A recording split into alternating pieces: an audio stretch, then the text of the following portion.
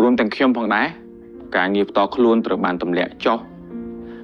អារម្មណ៍សប្បាយផ្សេងហាក់ដូចជាកាត់បន្ថយ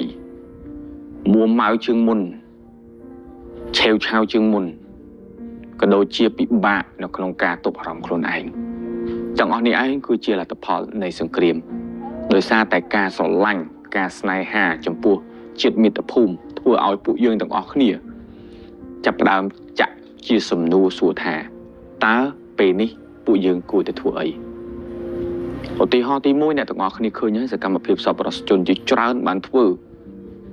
ទាំងការរៃអង្គាសថវិកាទាំងការរៃអង្គាសស្បៀងដើម្បីជូនទៅដល់ជនភៀសសឹកហើយនឹងជួរមុខតើអ្នកទាំងអស់គ្នាដឹងដែរឬក៏អត់ថារាល់ថវិកាដែលបានមកពីការរៃអង្គាសនេះយើងបានមកពីណា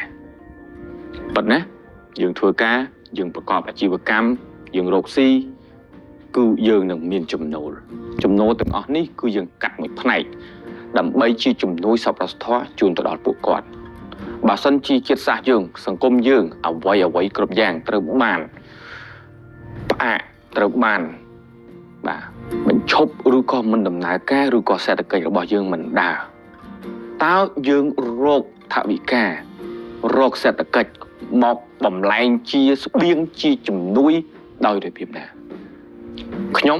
ជាអ្នកផលិតមាតិកាការងារទាំងអស់គឺត្រូវទុកចោលដោយសារតែទំនួលខុសត្រូវគឺយល់យ៉ាងណាមិញអ្នកទាំងអស់គ្នាត្រូវដឹងថាជីវភាពរបស់បុគ្គលម្នាក់គឺគាត់មានមុខរបររៀងៗខ្លួន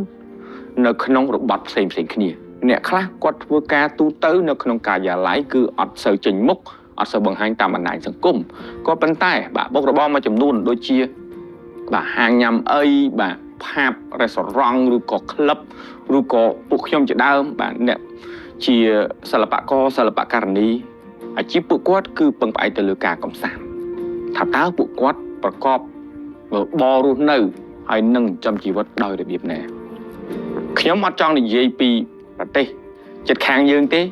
អត់ចង់និយាយថាថៃគេធ្វើនេះយើងគួរតែធ្វើនេះខ្ញុំអត់និយាយដាច់ខាតអ្វីដែលខ្ញុំចង់ផ្ដោតគឺផ្ដោតទៅលើបងប្អូនទាំងអស់គ្នាជនរួមជាតិទាំងអស់សូមឲ្យបងប្អូនពិនិត្យទៅមើលជ្រុងមួយនៃសេដ្ឋកិច្ចយើងដាច់ខាតត្រូវតែធ្វើយ៉ាងណាឲ្យសេដ្ឋកិច្ចយើងដើរយើងមិនអាចឲ្យសង្គ្រាមមកបង្ខាតនៅប្រាក់ចំណូលរបស់យើងនោះទេដើម្បីមានសភាវុធទំនើបប្រទេសរីកចម្រើនលុះត្រាតែសេដ្ឋកិច្ចយើងដើរបើសិនជាសេដ្ឋកិច្ចយើងគាំងនៅមួយកន្លែងយើងទាំងអស់គ្នាទម្លាក់ការងារចោលទាំងអស់មិនធ្វើអ្វីទាំងអស់សួរតើប្រទេសយើងនឹងខ្លាយទៅជាយ៉ាងណានេះឯងគឺជាហេតុផលដែលយើងត្រូវការសន្តិភាពនេះឯងគឺជាហេតុផលដែលយើងត្រូវការឲ្យសង្គ្រាមឆាប់ចប់ប៉ុន្តែនៅក្នុងកំឡុងពេលដែលមានការផ្ទុះអាវុធអ្នកទាំងអស់គ្នាខ្ញុំសូមសំណូមពរជាពិសេសគឺប្រិយមិត្តទាំងអស់អ្នកតាមដានទាំងអស់សូមឲ្យបើកចិត្តសូមឲ្យកាត់បន្ថយនៅកំហឹងភាពឆេវឆាវនៅក្នុងការចោទសួរឬក៏ជេរប្រតិចទៅលើបងប្អូនដែលគាត់ប្រកបអាជីពឬក៏អាជីវកម្មបែបកំសាន្តឬក៏ការងារផ្សេងក៏ប៉ុន្តែយើងគួរតែយល់ដែរនៅក្នុងអ្នកដែលគាត់ប្រកបអាជីពទាំងនោះសូមកុំឲ្យវាជ្រុលពេកការងារនៅប្រកបធម្មតាអាជីពនៅធ្វើធម្មតាក៏ប៉ុន្តែកុំភ្លេចជួយជាតិជួយបានច្រើនជួយទី1គឺទប់ស្កាត់ព័ត៌មានคล้ายៗជួយទី2កុំចែករំលែកអ្វីដែលប៉ះពាល់ទៅដល់សន្តិសុខសង្គមជួយទី3គឺជួយលើកទឹកចិត្តបងប្អូនជុំវិញជាតិជាពិសេសគឺបងប្អូនជួរមុខដើម្បីឲ្យពួកគាត់មានកម្លាំងចិត្តសួរថាពួកគាត់នៅខាងមុខជួរមុខការពារបូរណភាពទឹកដីយើងដើម្បីឲ្យយើងនៅខាងក្នុងផ្នែកខាងក្រោយនេះបន្តជីវិតរបស់យើងធម្មតាដើម្បីបំលែងសេដ្ឋកិច្ចជាតិខ្លាយទៅជាថវិកាមួយកញ្ចប់ថវិកាមួយដើម្បី